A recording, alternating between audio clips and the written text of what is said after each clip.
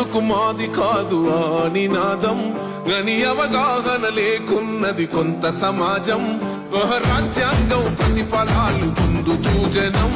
అది అంటేందని అడిగే అవివేకుల దేశం జీవితాన్ని దారపోసినాడు రమణకై